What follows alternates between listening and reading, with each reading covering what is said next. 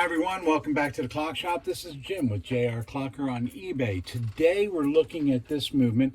I just completed an overhaul.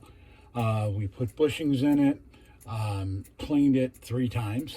Anyway, and it's really looking nice and it's been running great. But I want to do a little video on this. I'm getting ready to ship this back to the customer and they're going to have to reinstall it into their wall clock. This is a nice Ansonia. This is a nice wall clock. By the way, I do want to point out that this is not the original pendulum for the clock. This is my pendulum, and it will not be going back with the movement. I just use it for testing, and it's the exact movement that's supposed to be on it. Just doesn't go with his clock. Anyway, so I'm shipping it back to the customer today. But the big problem when people put their movements back in their clock is they're out of balance for one reason or the other, the way they handled it going in. All right, balance is determined by this brass wire right here. Okay, the brass wire comes off the verge. Let's go up and listen to the tick real close.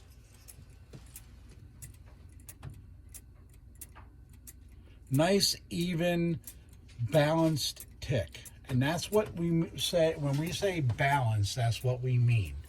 Okay, I'm gonna off balance it, but still run. It will still run. Now go up there and listen to it again.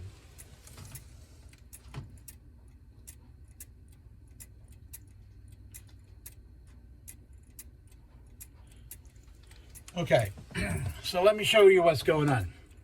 The pendulum is struggling to go to this side. All right, it's in a swing. Now, an overhauled movement will actually run this way. As you can see, it's running, but it's not running efficiently, and it will be sporadic as far as keeping time.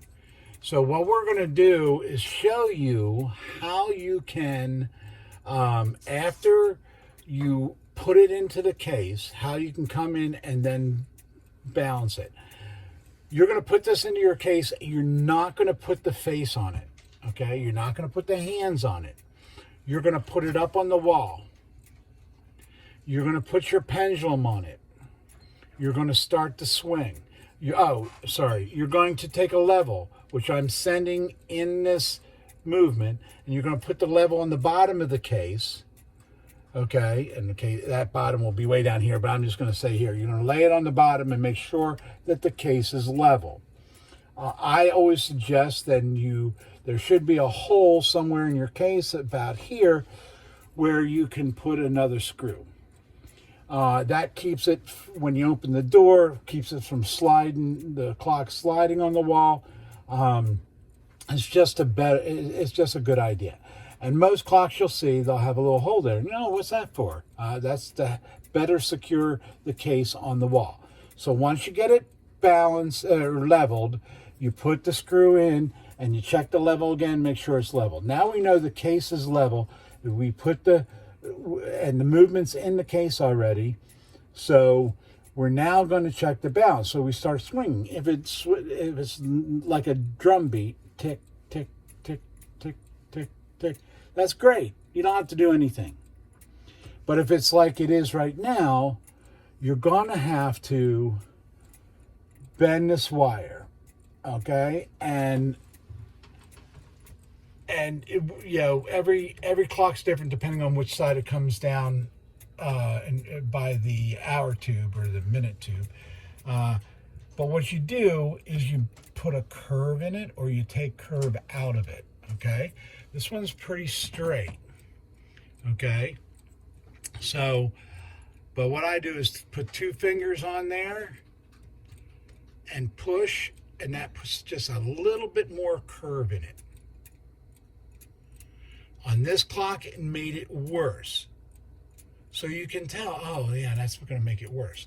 So then you take 2 fingers down and you take a finger over across and you take curve out of it. You're gentle. This is brass.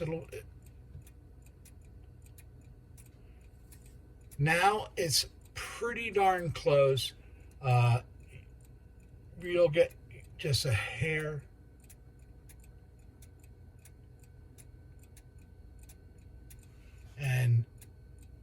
it is still struggling there, but I moved it, so now it should be back in. I'm trying to leave it the way I got it, so just in case he gets it home and it's fine. It works perfectly this way. So and you can do it trial by error, because that's what I do half the time, because do I remember formulas? Sometimes, but not always. Put that curve in it or take the curve out of it. Listen to the clock. It will tell you when it's on time. Mantle clocks you can do. It's easy if this is on the back of the case, but that's the simplest way to explain it to you how to balance your clock. Balancing is that nice even tick. Again, I'll review. Tick, tick, tick, tick, just like a drum beat. All right, if you can think of a drum beat. And you can actually sit there and do it. Like, I'm going to try to mimic.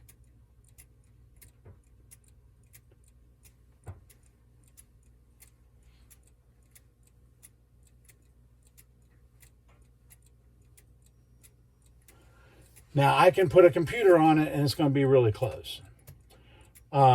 Anyway, I really hope that helps you understand a little bit better. If you have any other questions, you can see me on my eBay channel or eBay store, JR Clocker, or leave a comment here in the video, and I will answer any questions I can for you.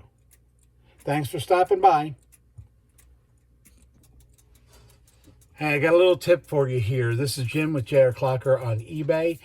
If you're ever at an auction and the clock is in a case, all right, you have to imagine that there's a case here, and the pendulum's doing that, that's a good sign. That's a very, very, very good sign. So you can have a little bit more confidence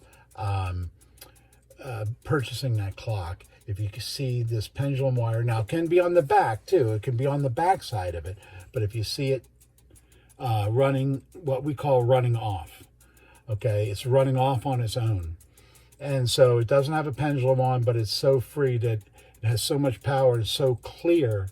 This is another thing that we do when we overhaul clocks. We love to see this, because when this clock came to us, it was a mess. And this is what it's come out to be. This is a complete restoration. Thanks for stopping by. I hope you enjoy the tip. Leave me comments, subscribe.